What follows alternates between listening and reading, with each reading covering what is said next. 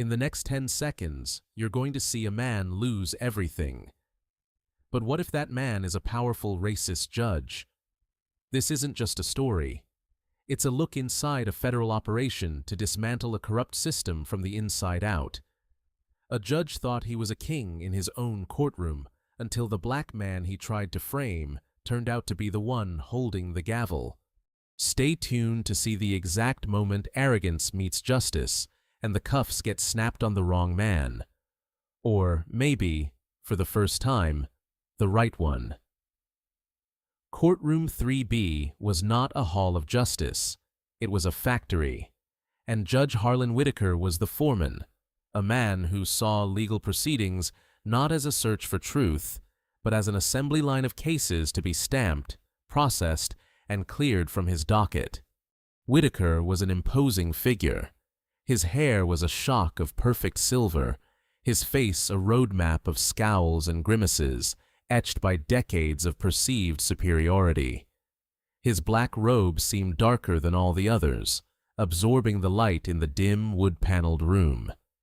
He sat high on his bench, a position he mentally occupied even when he was off it. "People versus Morales," he boomed, his voice echoing. "Public intoxication? How do you plead?" A young, terrified man, barely out of his teens, stammered, No contest, Your Honor. Fine. $500 and 20 hours of trash pickup. Pay at the clerk.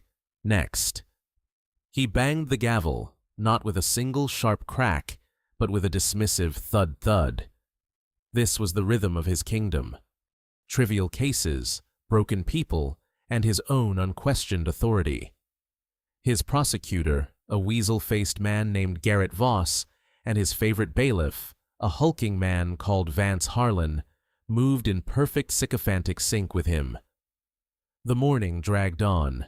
Shoplifting, a spat between neighbors, a DUI. Whitaker grew more impatient, his comments sharper. Docket 22,145. People versus Darius Hayes. Whitaker looked down from his stack of files. "Hayes? Is that French?" "It's just Hayes, Your Honor," a voice replied. Darius Hayes stood. He was in his mid-30s, dressed in a clean but simple button-down shirt and slacks. He wasn't wearing a tie. He looked average, unremarkable. He was calm, his hands clasped loosely in front of him. He was also black. Whitaker's eyes narrowed. This was the one, the small, insignificant charge he'd been waiting for. "You're late," Whitaker snapped. "My apologies, Your Honor." The security line at the entrance was full of people who managed to get here on time. Whitaker cut him off. "Excuses are the currency of the irresponsible. Do you even know why you're here, Mr. Hayes?" Darius kept his voice even. "I am here regarding a citation, Your Honor. Failure to disperse and loitering in a public park." Whitaker scoffed.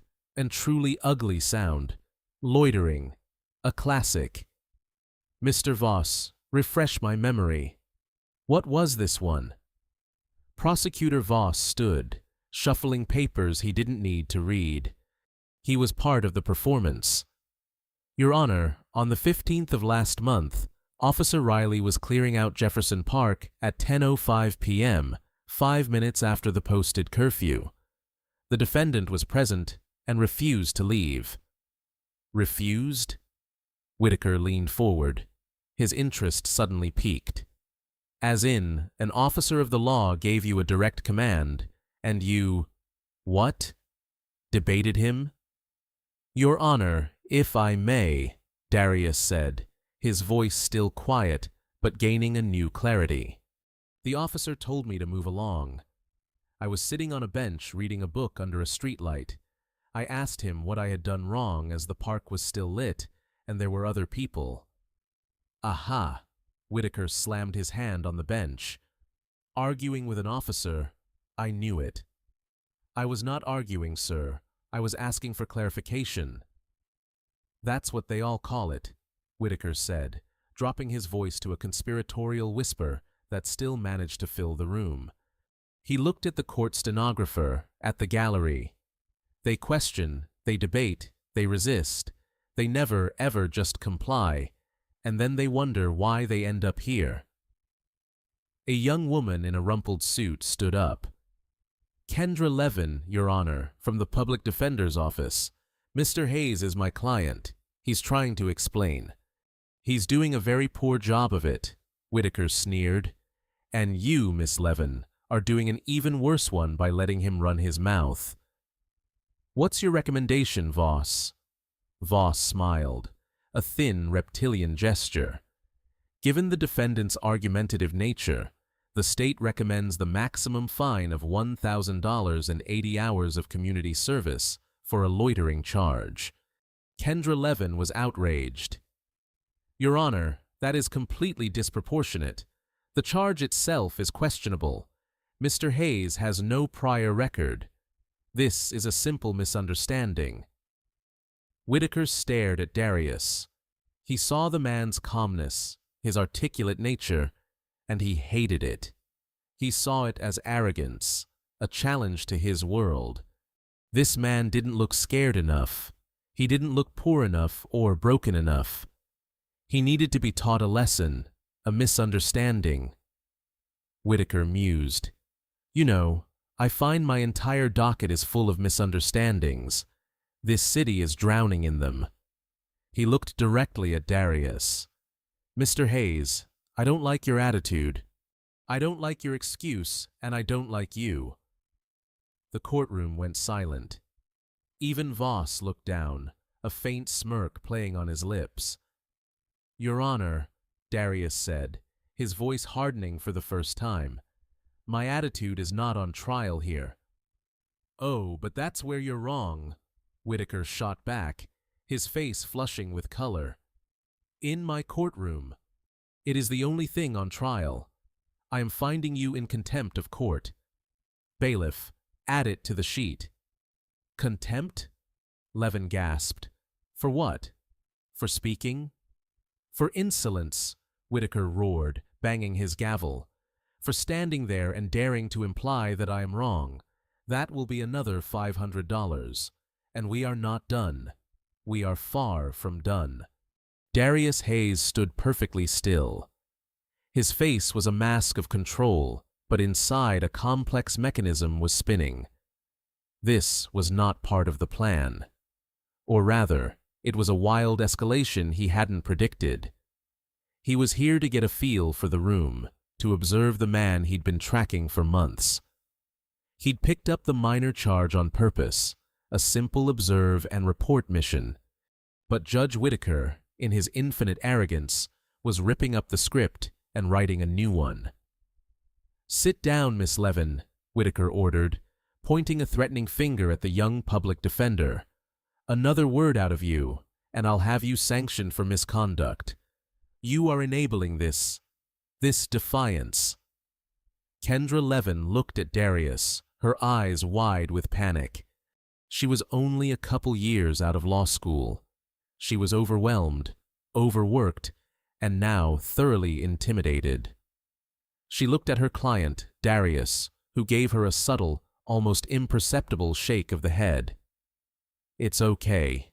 Sit down." Whitaker turned his full, venomous attention back to Darius. "So, failure to disperse, contempt of court. We're having a busy morning, aren't we, Mr. Hayes?" Darius didn't reply. He knew that was the correct move. Any answer would be wrong. "What's the matter?" Whitaker goaded. "Cat got your tongue? A moment ago you were a regular constitutional scholar. Now you're silent. Typical."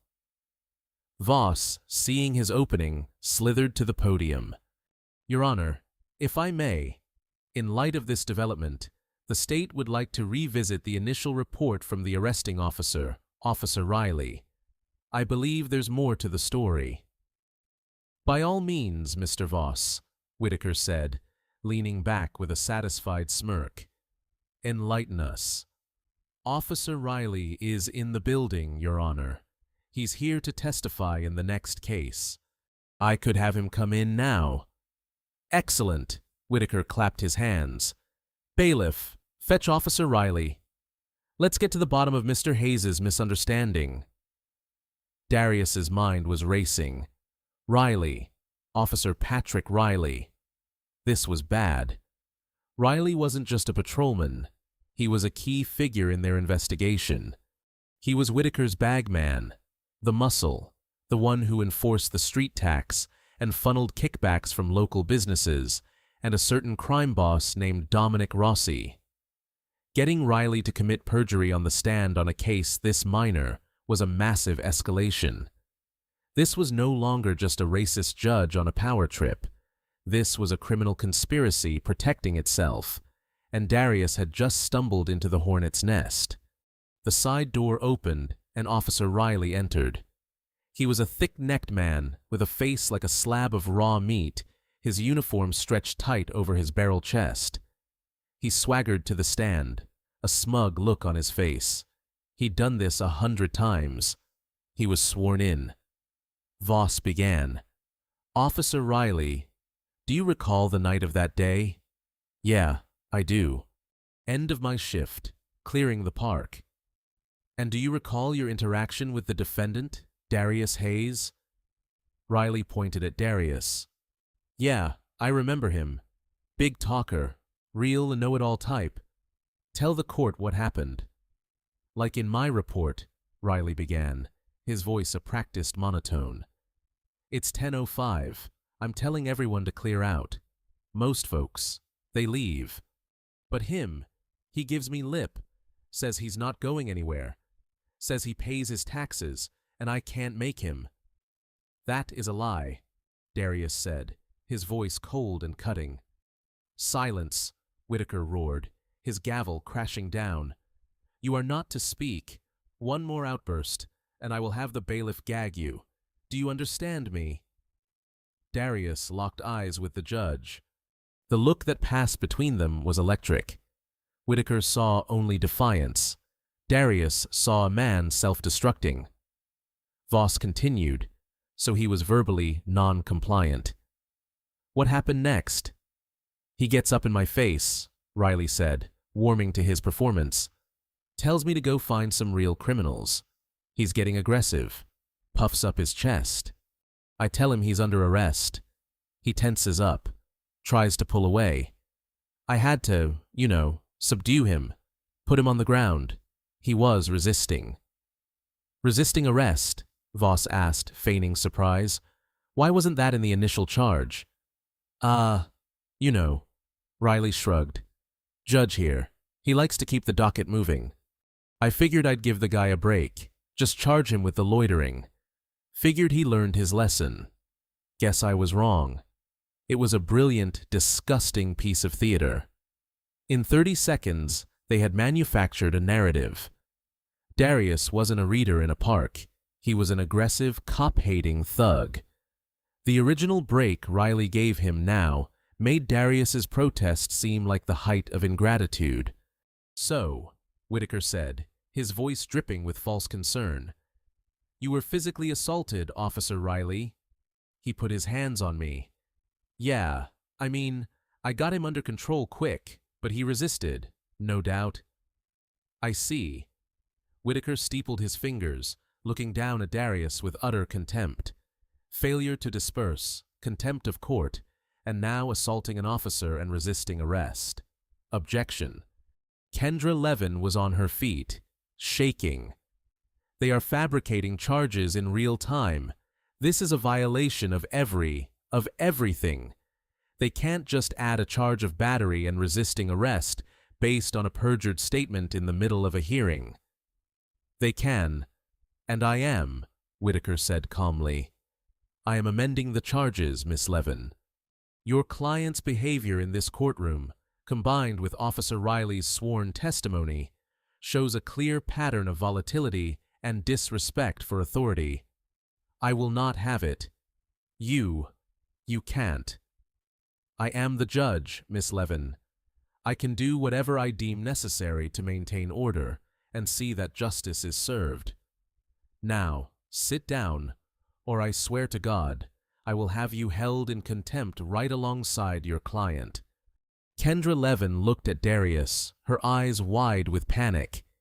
He was supposed to be a simple misdemeanor, a fine maybe. Not this. This was a nightmare. Darius, however, was no longer looking at her. His eyes were focused on Whitaker. The observe and report mission was over.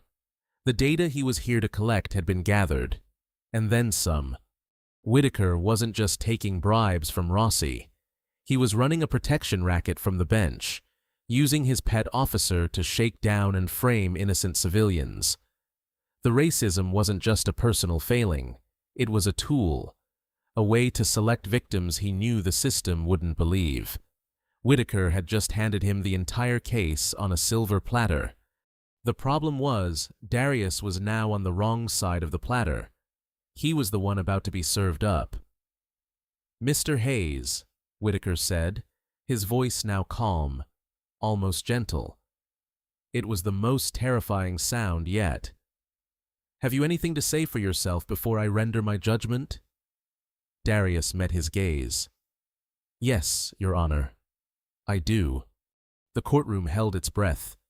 Whitaker leaned forward, a cruel glint in his eye. He was expecting a plea, a breakdown, an apology. He was savoring the moment. "I would like," Darius said, his voice measured and clear, "to fire my counsel." Kendra Levin's head snapped toward him. "What?" Whitaker's eyes widened. This was a new twist. "Fire Miss Levin. On what grounds?"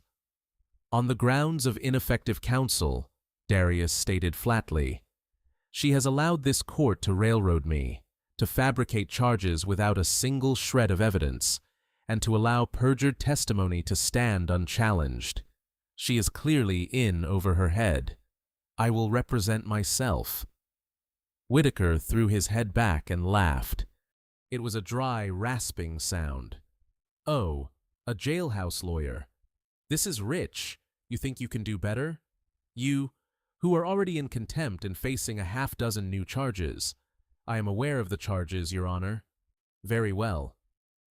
Whitaker's smile was pure malice. He knew this game. A pro se defendant was a gift. "Miss Levin, you are dismissed. Mr. Hayes, you now represent yourself. As your first act, would you like to cross-examine Officer Riley? He's still under oath." "I would," Darius said, stepping forward to the defense podium. Kendra Levin gathered her files, her face a mask of confusion and humiliation, and retreated to the back of the courtroom. Darius turned to Officer Riley. The man was still smirking, but his eyes were wary. "Officer Riley," Darius began, "you stated I got up in your face. Can you describe for the court physically what that entailed? What do you mean?" Riley shifted. "Did I touch you? Did I raise my hands? Did I make a fist? You were aggressive. In my personal space." "My personal space," Darius repeated. "Officer, you are 6'2" and weigh, I would estimate, 240 pounds. I am 5'11", 180. You approached me. I was sitting on a bench. How does a sitting man get in the face of a standing officer who is 4 inches taller and 60 pounds heavier?" Riley's collar suddenly seemed tight. You stood up. You got in my face." "So I stood up," Darius clarified. "And then what? You testified I puffed my chest. Is puffing my chest a criminal offense?" It's a pre-assault indicator," Riley stammered. "A pre-assault indicator, I see. And your training prepared you for this? Did it also prepare you to testify that I put my hands on you, which is a direct contradiction of your written report, which states only that I resisted being cuffed?" Voss shot to his feet. "Objection. Badgering the witness." "I am reading the witness's own report," Darius shot back, his voice rising with controlled power. "Which one is it, officer? Did I assault you as you just testified, Or did I simply resist as you wrote in your report? Or was it neither? And you simply fabricated the entire encounter because I asked why? You know, it was a tense situation. Riley was sweating. Or, Darius pressed, was it because you're used to your requests being met with immediate fearful compliance? Was it because I didn't look like I belonged in that park reading a book at 10 p.m.? Voss yelled again. The defendant is making accusations about the officer's character. Sustained. Whitaker banged the gavel. Mr. Hayes, this is not a political soapbox. You will stick to the facts. The fact, Your Honor, Darius said, turning to Whitaker, is that this officer is lying. He has lied on his report, and he has lied on this stand under oath. He has committed perjury. That is an incredibly bold accusation. Whitaker was furious. You are accusing a decorated officer of a felony. On what grounds? Your word. On the grounds that I was not alone, Darius said calmly. The room, which had been buzzing, went quiet again. What did you say? Whitaker asked. I said I was not alone. There was another man on a bench not 20 feet away. A homeless man, Mr. Peters. He saw the entire thing. He's on my witness list. Whitaker looked at Voss. Voss looked at Riley. Riley's face went from red to ashen. He remembered the old drunk in the corner of the park. He'd never even considered him. A homeless man? Voss stammered. Your Honor, this is ridiculous. The defendant can't just— Is he here? Whitaker demanded, his eyes boring into Darius. Is this Mr. Peters here? No, Your Honor. He is, as I said, homeless.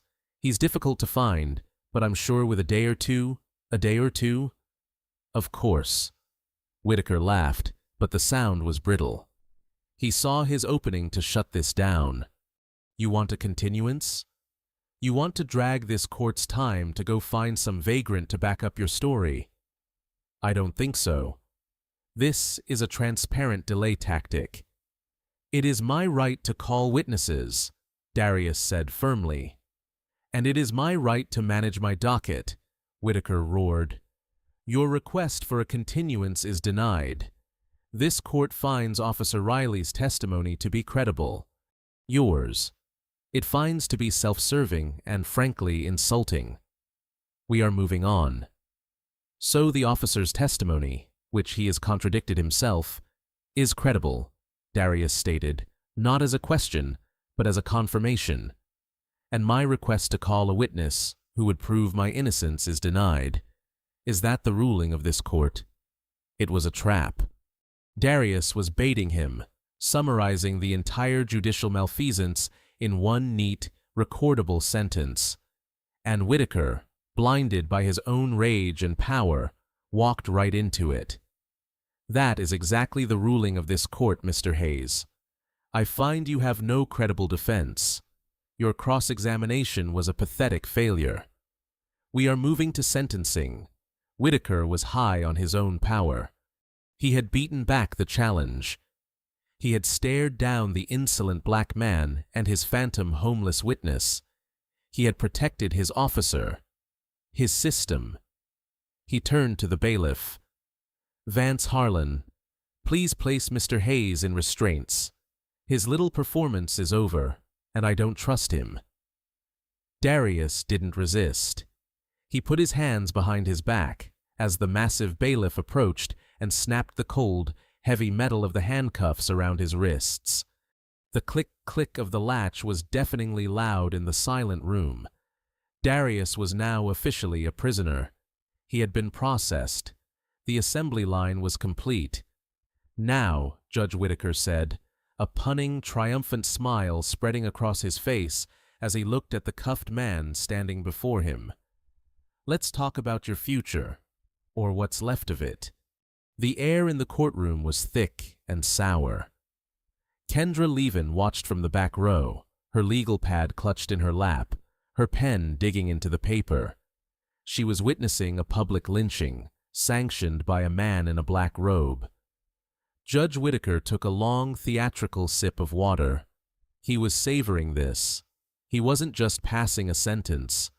He was delivering a monologue. "Mr. Darius Hayes," he began, his voice taking on the booming cadence of a preacher.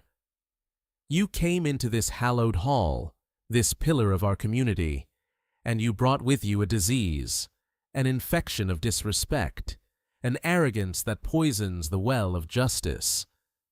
He stood up from his chair, pacing on the dais, his robe fanning out behind him. "You didn't just fail to disperse, you failed to respect.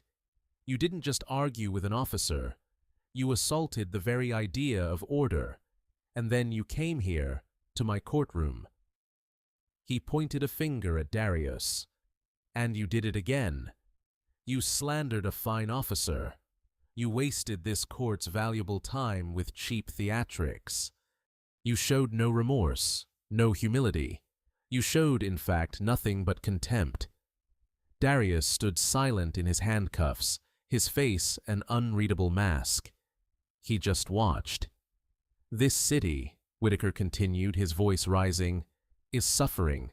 It is besieged by men like you, men who believe the rules do not apply to them, men who see authority as a challenge, not a shield, men who bring chaos and decay wherever they go. You, Mr. Hayes, are the rot." It was a performance of a lifetime. The racist subtext was now just text, shouted for all to hear. Whitaker was painting Darius as the bogeyman, the cause of all society's ills, rolled into one neat cuffed package. "And I," Whitaker said, striking his own chest, "am the cure. I am the wall that stands between order and anarchy. It is my duty, my sacred duty, to make an example of you, to show your kind that in this city there are still consequences." He returned to his chair, sitting down slowly. The silence was absolute. On the charge of failure to disperse, docket 22,145, "I find you guilty." Gavel crash. On the charge of contempt of court, "I find you guilty." Gavel crash. On the charge of resisting arrest, based on the credible testimony of Officer Riley, "I find you guilty." Gavel crash. And on the charge of battery on a law enforcement officer, "There is no battery charge," Kendra Levin screamed from the gallery. "You can't just—" "Bailiff!" Whitaker roared. "Remove Miss Levin from my courtroom now."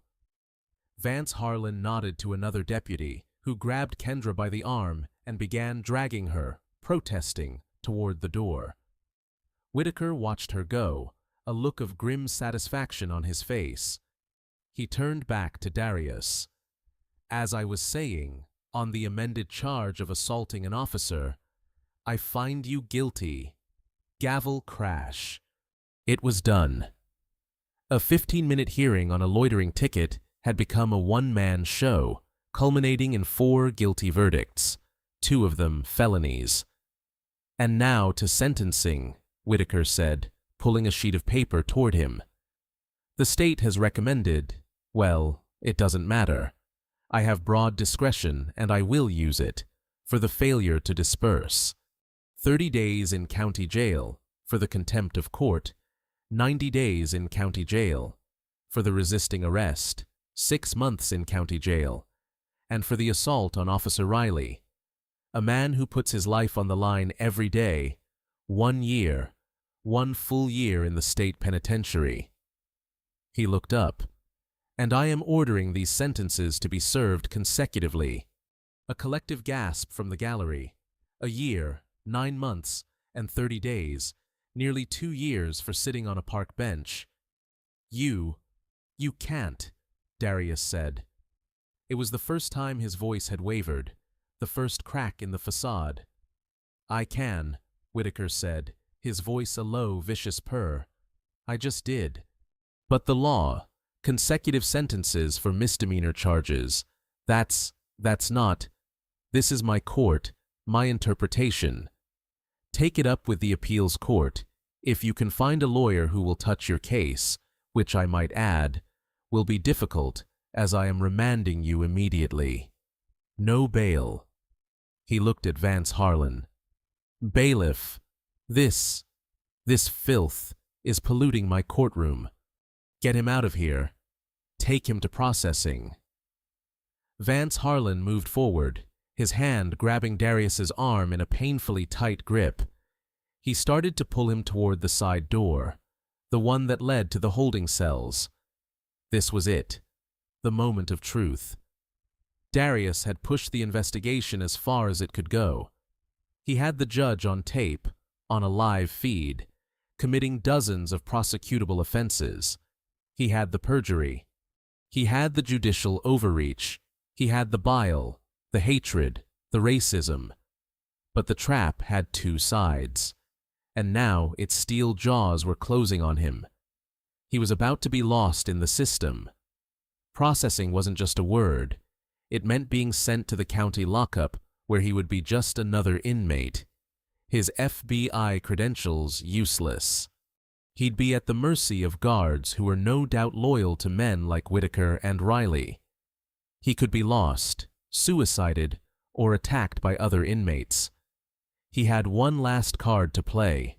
It was a desperate, all-or-nothing move. As he was being dragged past the bar, Darius suddenly dug in his heels. He used Vance Harlan's own grip and momentum against him, twisting his body back toward the judge. "Stop!" he yelled.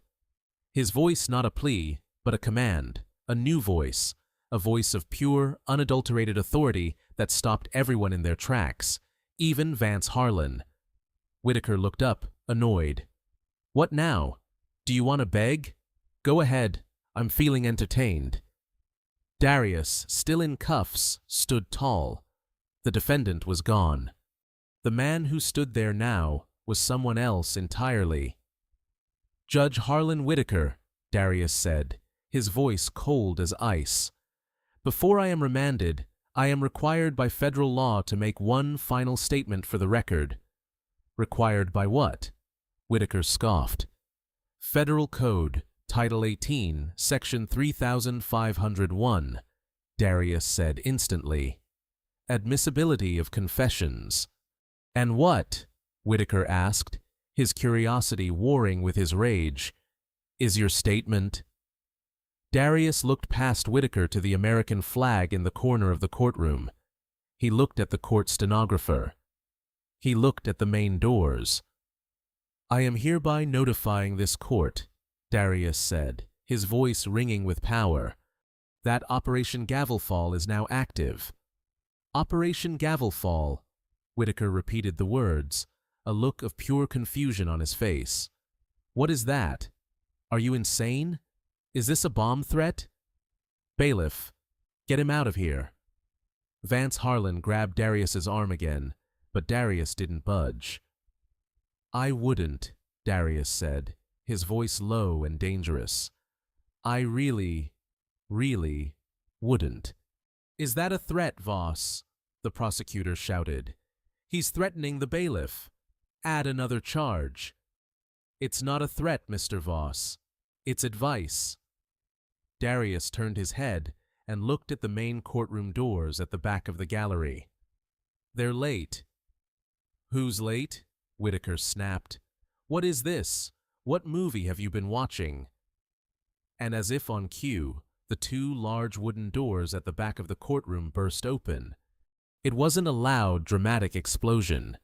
It was a smooth, terrifyingly efficient display of professional force. 4 men in dark blue suits with FBI emblazoned in yellow letters on their vests entered the room. They fanned out, 2 securing the doors, 2 moving to block the side exits. They were silent, professional, and they scanned the room with the cold, practiced eyes of men who were very, very serious. The entire courtroom froze. The handful of spectators in the gallery gasped. Voss's mouth hung open. Officer Riley, who had been pinning by the witness stand, turned a color Darius could only describe as dirty chalk. What is the meaning of this? Whitaker sputtered, standing up. This is a state courtroom. You have no jurisdiction. I am a circuit judge. I order you to... He was cut off by the fifth person who walked through the door. She was a woman in her 50s with short gray hair, a razor-sharp black pantsuit, and an expression that could cut steel. She walked with a speed and purpose that radiated pure, unadulterated authority. She didn't look at the gallery. She didn't look at Voss or Riley. Her eyes fixed on one person, Judge Harlan Whitaker. "This is my courtroom," Whitaker blustered, his voice a full octave higher. "I am holding you all in contempt." The woman reached into her jacket and pulled out a badge, flipping it open. "Special Agent in Charge Miriam Goldstein, Federal Bureau of Investigation." "And you," she said, pointing at Whitaker, "are in my crime scene." Whitaker recoiled as if she'd slapped him. "Crime scene? Judge Harlan Whitaker?" S.A.C. Goldstein said, her voice now a formal monotone. "You are under arrest." "Arrest?" Whitaker shrieked. "For what?" "You can't." "I have judicial immunity." "You are under arrest," Goldstein continued, ignoring his protests as she read from a warrant for 1 count of racketeering, 3 counts of wire fraud, 5 counts of conspiracy to obstruct justice, and 12 counts of accepting a bribe from a known organized crime figure. She finally looked away from Whitaker, her eyes scanning the room, and she added, her gaze landing on Officer Riley, for conspiring with Officer Patrick Riley to extort and frame civilians. Riley made a sound like a stepped-on animal and lunged for the side door. He was tackled by one of the FBI agents before he'd taken 2 steps, slammed face first against the wall, and spun around, his hands cuffed behind his back. "And you," Goldstein said, her gaze landing on a pale, trembling Garrett Voss. "You're next." Whitaker's eyes flew to Darius. "The wire? You're wearing a wire." Darius tapped a small button on his shirt, hidden in the seam. "A wire?" "Judge, this is the current year. This is a 4K live-streaming audio-video feed. The entire U.S. Attorney's Office has been watching your little performance. They said it was a masterpiece." Whitaker's arrogance, his power, his entire world evaporated in an instant. He was no longer a king on his throne. He was just a small, old, corrupt man in a black robe. "No," he whimpered. "No, please. Vance Harlan, the bailiff. You've been a good audience," Darius said, calling out the bailiff's name. The massive man who had been frozen by the door flinched. "Sir." "Agent." "Sir." "You've been a good audience," Darius said. "We've got you on tape taking lunch money from Voss to lose inconvenient paperwork and a few other things, but you're small fry. Right now, you have a choice." Darius pointed to the cowering judge. "Cuff him." Vance Harlan looked at the FBI agents. He looked at Darius. He looked at Whitaker, the man who had terrified him for a decade. He swallowed hard. He pulled out his other set of handcuffs. He walked slowly up the steps to the dais. "Judge Whitaker." "Harlan, sir," the bailiff stammered. Please stand up and put your hands behind your back." The sound of steel ratchets locking around Judge Harlan Whitaker's wrists was the only sound in the courtroom. The man who had mere moments before wielded the power of a god was now a common criminal, his hands bound by his own bailiff. You can't do this to me," Whitaker whispered. But the fire was gone. It was the pathetic plea of a defeated man. "You did it to yourself, Harlan," Darius said, stepping away. He'd been close enough to this man. He could still smell the expensive sour cologne. "Say Goldstein took charge. Agent Finley, take him," Read him his rights in the car. I want him processed at the federal courthouse, not here. Keep him away from the locals." "Yes, ma'am." As Whitaker was led down from the dais, his knees buckled. The agent had to hold him up. He looked small, old, and pathetic, his black robe hanging on him like a shroud. He made eye contact with Darius one last time. His eyes weren't filled with hate anymore. They were filled with a terrible, hollow understanding. Goldstein turned to the rest of the room. "Officer Riley, you are under arrest for perjury, conspiracy, and racketeering. You have the right to remain silent." I want a lawyer," Riley blubbered as he was hauled to his feet. "You'll get one," the agent said, shoving him toward the door. Next, Goldstein walked over to Garrett Voss, who was trying to blend into the wallpaper. "Mr. Voss, your boss is gone. Your muscle is gone. The game is over." Voss started to sweat profusely. I'm a prosecutor. I have immunity. I was just following orders. Prosecutorial immunity doesn't cover committing felonies, Mr. Voss. And following orders didn't work at Nuremberg. It's not going to work here. But you're a man who knows a deal when he sees one. I'm not arresting you. Yet, I'm giving you a choice. You can go down with Whitaker, or you can be the first one in my office tomorrow morning with your lawyer, ready to sign a proffer agreement, and tell us everything. Every case you buried, every charge you trumped up, every bribe you facilitated. Voss was shaking so hard he could barely stand. Tomorrow morning. Yes. Yes, ma'am. I'll be there. I'll tell you everything. It was all Whitaker. It was always him. I'm sure it was, Goldstein said with a disgusted look. Get out of here. Voss scrambled, gathering his briefcase, and practically ran from the courtroom. Goldstein looked at the remaining court staff, the stenographer, the clerk. This courtroom is sealed. All records from today are now federal evidence. You will be interviewed. You will cooperate. Do you understand? They nodded, terrified. Good. Go home. Don't talk to anyone. They fled. Finally, the courtroom was empty, save for Darius, Goldstein, and the FBI team. Darius sat down heavily in one of the gallery benches. The adrenaline was fading, leaving a deep, bone-weary ache. He'd been Darius Hayes, vagrant. For so long it was a shock to be Special Agent Hayes again. You cut that close, Darius, Goldstein said, sitting next to him. He was one guilty away from sending you to county.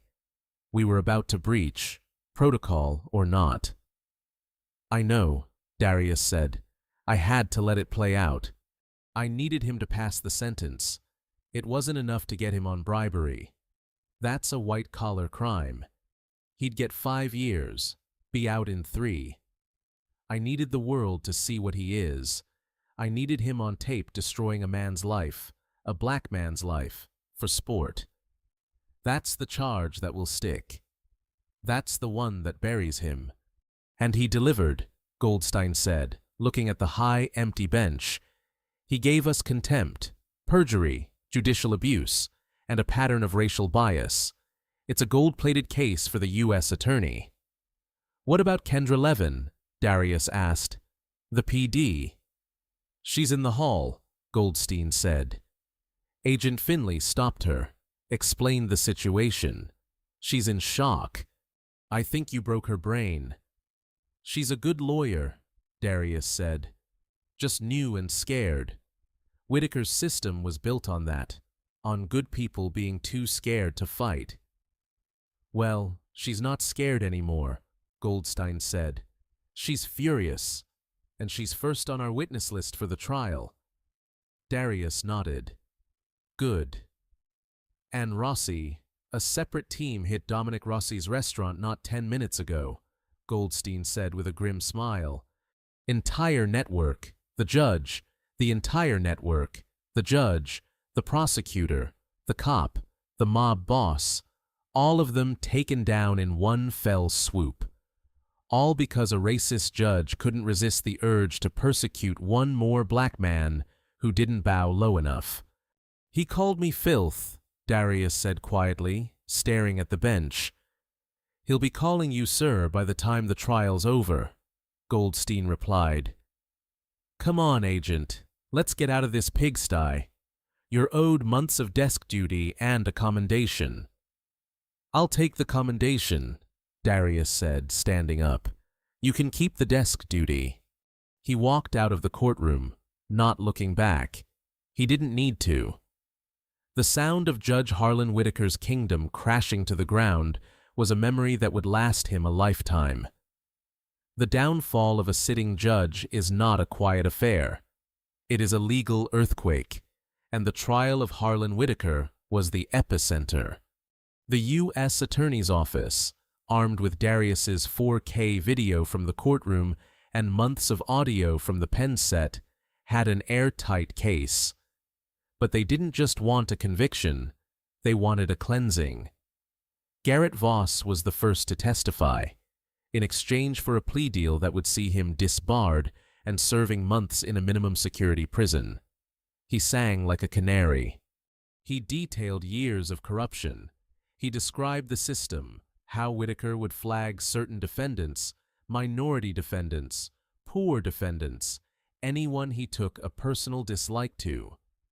Voss's job was to lose exculpatory evidence, to overcharge, and to pressure public defenders into quick, harsh pleas. Officer Patrick Riley, facing a 20-year sentence for his own laundry list of crimes, also flipped. He testified that Whitaker paid him a cash bonus for every resisting arrest charge he could make stick. It was a game they played. Whitaker, he said, called it community sanitation. Then Kendra Levin took the stand. No longer the timid, rumpled PD. She was a star witness. Her voice, clear and strong, detailed the atmosphere of pure terror Whitaker cultivated. She described a system where justice was a word no one dared use, a system where she had to beg her clients to plead guilty to crimes they didn't commit just to avoid the Whitaker lottery, the risk of ending up in his courtroom and getting years for loitering. The most damning evidence was the audio and video. The federal courtroom was packed. The jury, the press, the public, they all sat in stunned silence as they watched the events of that day. They saw Darius Hayes, calm and polite, and they heard Judge Harlan Whitaker, his voice dripping with venom, call him thug and rot and filth. They watched him openly solicit perjury from Officer Riley. They watched him strip Darius of his rights one by one, and they watched him, with a triumphant smile, sentence an innocent man to nearly 2 years in prison. When the video ended, there was a long, heavy silence. Whitaker, sitting at the defense table, looked like a husk. His expensive suits were gone, replaced by an ill-fitting one. His silver hair was thinning. He was just a man, a hateful, shrunken man. His defense attorney, a high-priced lawyer paid for by selling his home, could do nothing. He feebly argued judicial entrapment, a claim the judge dismissed in minutes. The jury was out for less than an hour, guilty on all 22 counts. At the sentencing, the federal judge, a stern woman named Sophia Ramirez, looked at Whitaker. "You," she said, "are a disgrace. You are not just a criminal. You are a traitor. You took an oath to uphold the law, and you used it as a weapon against the very people you were sworn to protect. You weaponized your power, your courtroom, and your racism. You have done more damage to the public's faith in our legal system than any street criminal. You are, in your own words, the rot." She sentenced Harlan Whitaker to 25 years in a federal penitentiary, with no possibility of parole. The karma, however, wasn't just in the sentence, It was in the details. Whitaker was sent to USP Allenwood, a high-security prison. He lost his pension. His wife divorced him. His name was stripped from the law library he had helped fund. He was no longer Your Honor. He was inmate. But the hardest karma came from the system he was now a part of. On his first day, a guard, a large no-nonsense black man named Officer Brooks, was checking the cell block. He stopped at Whitaker's cell. Whitaker, in his drab prison uniform, was trying to read. "Whitaker!" Brooks barked.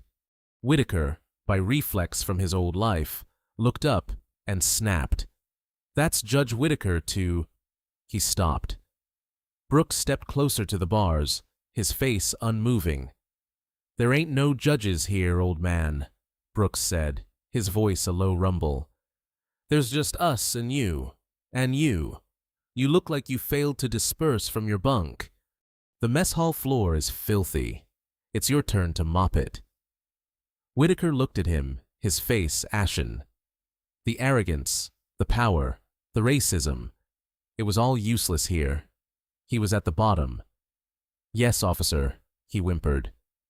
Darius Hayes, now back at the FBI field office, read the report on Whitaker's first day. He closed the file.